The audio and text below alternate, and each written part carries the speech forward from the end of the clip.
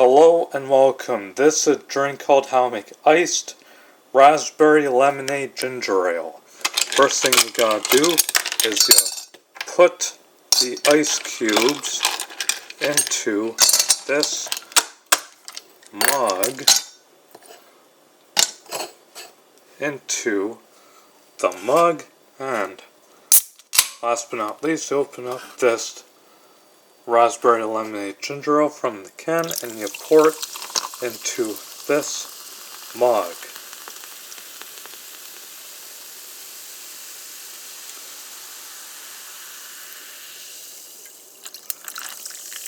And you fill some of the rest. And there you go, folks. Here is your iced raspberry lemonade ginger ale. Enjoy, folks, and thank you for watching. Peace and prosper.